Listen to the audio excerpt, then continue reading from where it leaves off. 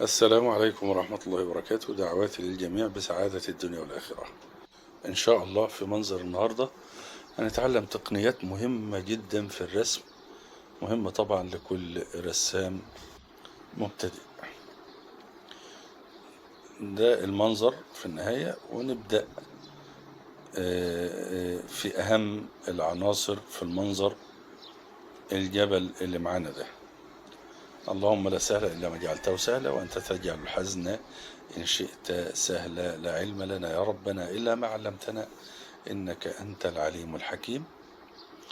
الجبل بنبدأ باللون الرصاصي، وخاصة الجبل البعيد بنبدأ بلون رصاصي عادي جدا زي ما احنا شايفين،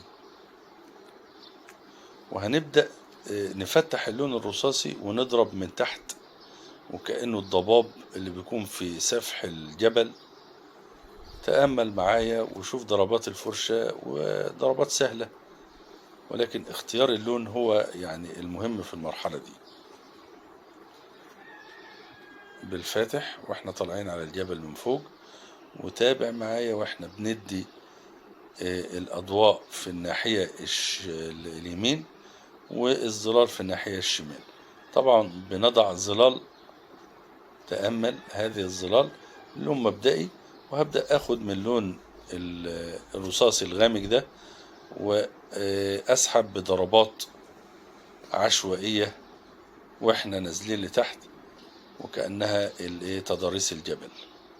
جبل بعيد جدا وملامحه ضعيفة، وزي ما حطينا الظل بنضع، زي ما وضعنا الظل بنضع الضوء. الآن أيضا وضعنا جسر ضوء، وبدأنا نسحب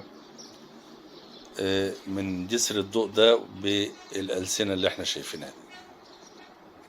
بنزود الظلال في المكان اللي احنا عايزينه، لكن ظلال مناسبة أيضا لبعد الجبل.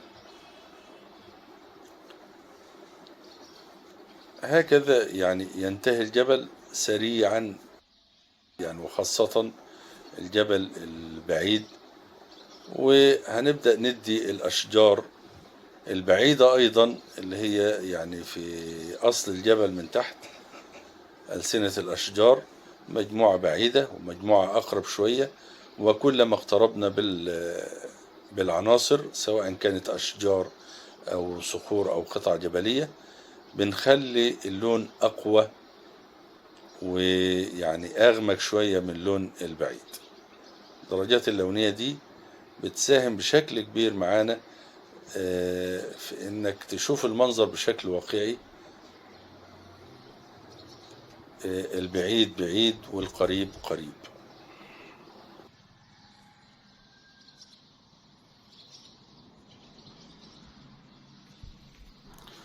هنا خلينا اللون ده أقوى شوية نسبيا لو تلاحظ.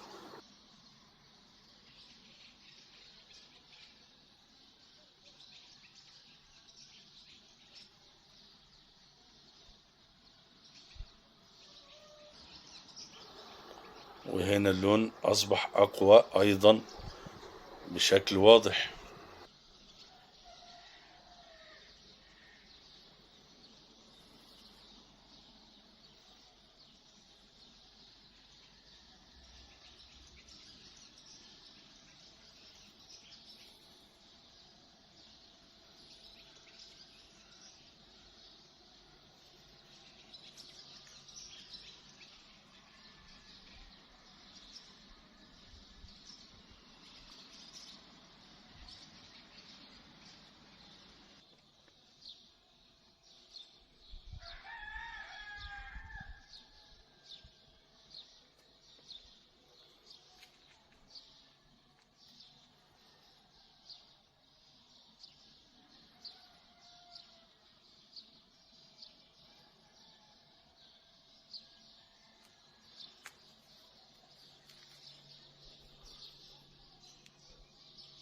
والأجزاء الشجرية البعيدة انتهت الآن. شوف معايا وأنا بدي أساس الصخور. ببدأ بإيه؟ ببدأ بالأماكن العميقة، والفواصل بين المية والصخور، والفواصل بين كل صخرة والتانية، وبدي جسور الظل بشكل مبدئي. جسور ظل بلون غامق، بني غامق. وأبدأ من الجسور اللي أنا عملتها دي وأدي لون أفتح شوية. والمساحات، مساحات الصخور دي هديها بلون بني فاتح، بألوان البني ودرجاتها فاتح وغامق، وبلمسات سريعة على الآخر في الشقوق اللي أنا عملتها دي هجيب لون أغمق من اللون ده وأدي الأعماق، فتظهر معايا الصخور بشكل رائع. تابع معايا ولاحظ هذه الخطوات. ولكن هنرجع للصخور والقطع الجبلية دي بعد ما نشوف السحابة السريعة دي. مش هنهتم بالسحابة بشكل كبير لأنها تدارى ورا الأشجار اللي لسه هتتعمل بعد قليل، ولكن نشوفها برضو واحنا بندمج اللون الظل مع لون الإضاءة.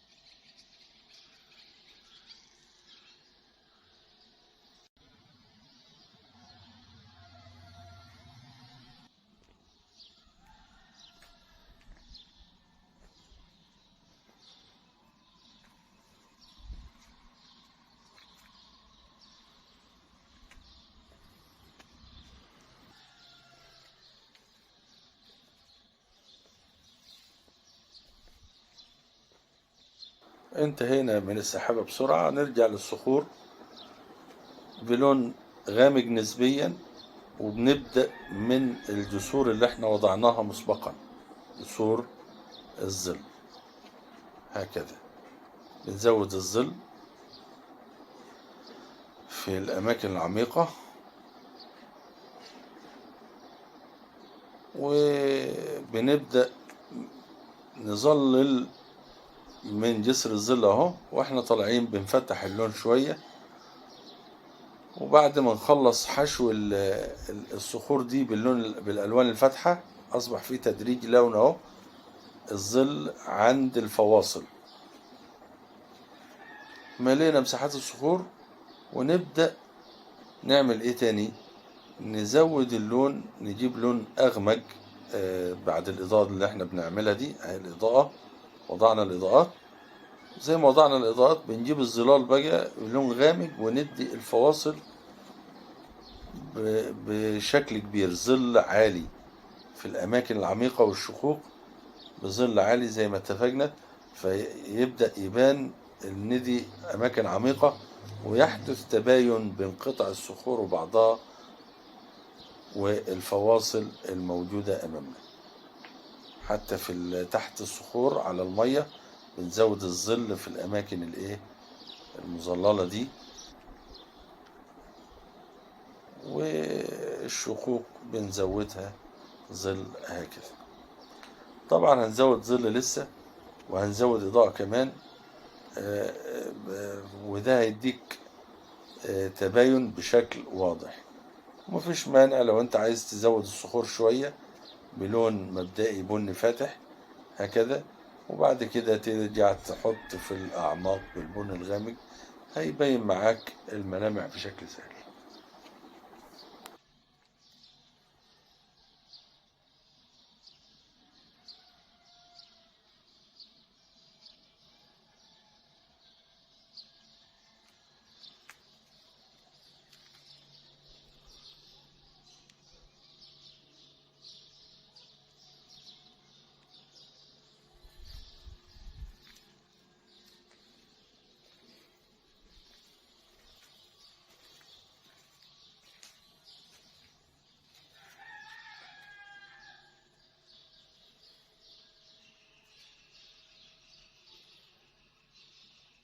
والآن بنزود الإضاءة بشكل مبدئي، ونقوم بدمج هذه الأضواء بعد وضعها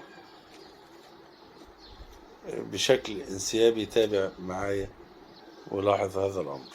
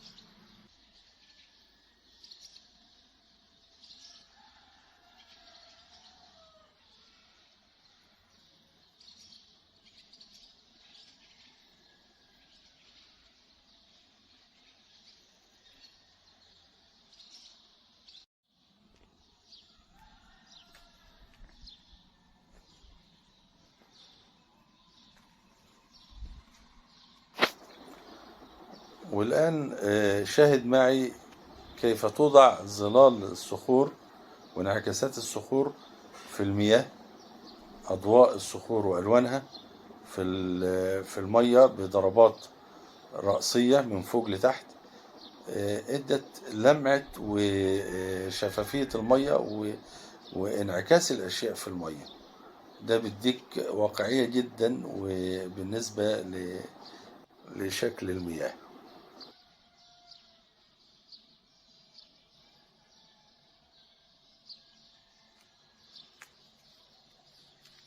والآن هنضع أضواء المياه، ضربات مضيئة جدا في المياه، بريق المياه ولمعان وانعكاس الأضواء في المياه بهذه الضربات العرضية. تابع ولاحظ.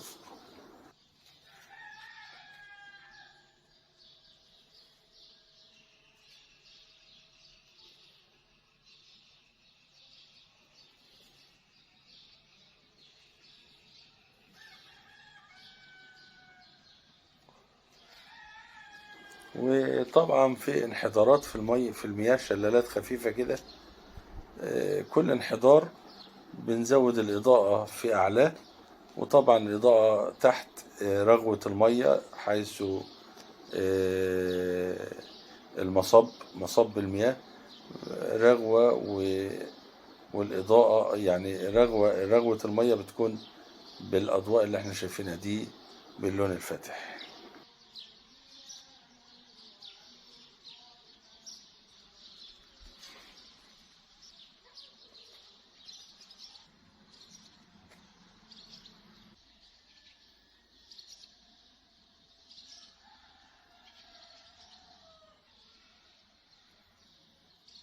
ونزود هنا الإضاءة بشكل أعلى هكذا. طبعا ضربات عرضية، المياه مهتزة، مياه جارية، فبتصنع أمواج متلاحقة صغيرة هكذا. كل موجة بيكون في أعلاها باللون الأبيض الفاتح المضيء، فده بيدينا مصداقية الأمر ده، إن في أمواج ورا بعضها هكذا، واهتزازات المية ومتأثرة بالرغوة في المصب، فبيكون شكلها بالوضع اللي احنا بنعمله ده.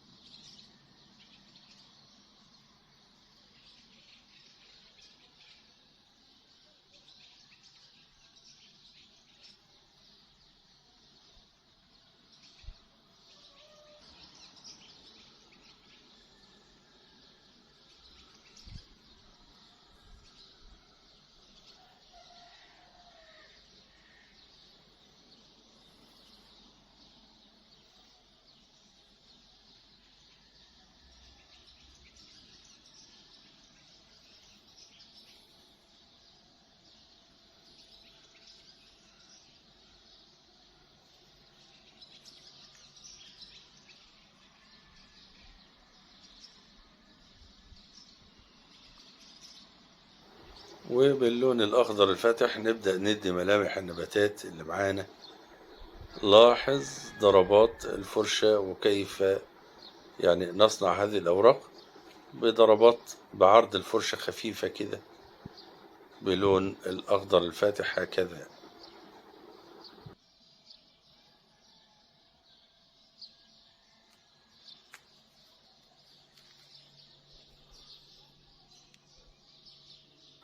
وهنا هتكون شجرة بفرع متعرج وفروع أيضا ممتدة منها متعرجة بشكل مميز.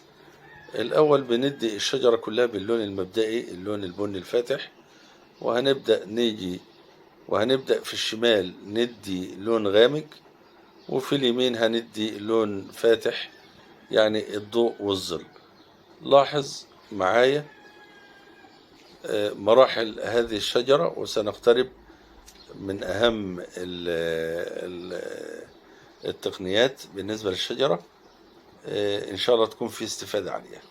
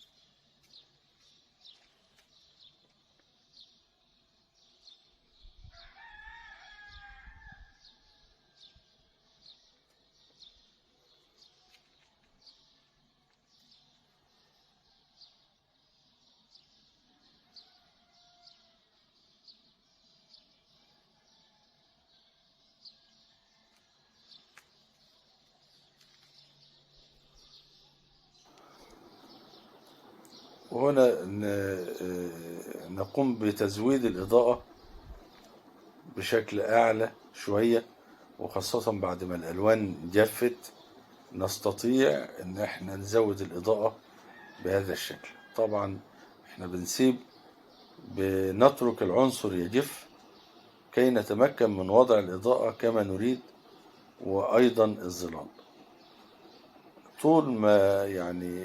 طالما أن الألوان لم تجف، صعب إن احنا نزود الإضاءة بشكل كبير أو الظلال، فبنضطر نشوف أو نسيب العنصر وننتقل لعنصر تاني ونرجع له بعد قليل بيكون جف شوية، فبتظهر معانا الإضاءة بشكل عالي زي ما احنا شايفين. وأيضا في الأشجار والصخور هنضع عليها لمسات ضوئية عالية خالص، هتكون ملفتة جدا وهتعجبكم إن شاء الله. تابعوا معي.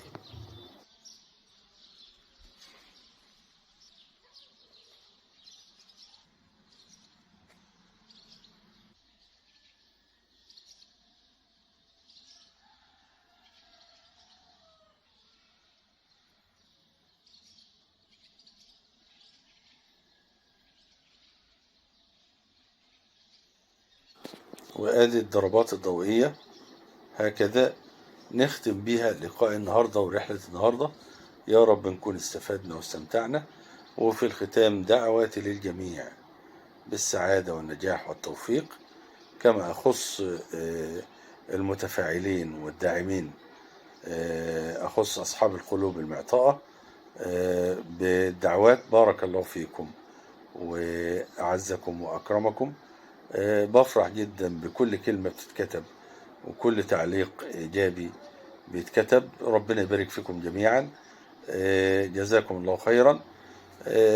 ما تنسوش وضع الإعجاب كي ينتشر الخير على أيديكم، وعلى أمل اللقاء بكم ومنظر جديد وأجواء جديدة. لكم مني أطيب المنى وأسمى الدعوات، والسلام عليكم ورحمة الله وبركاته.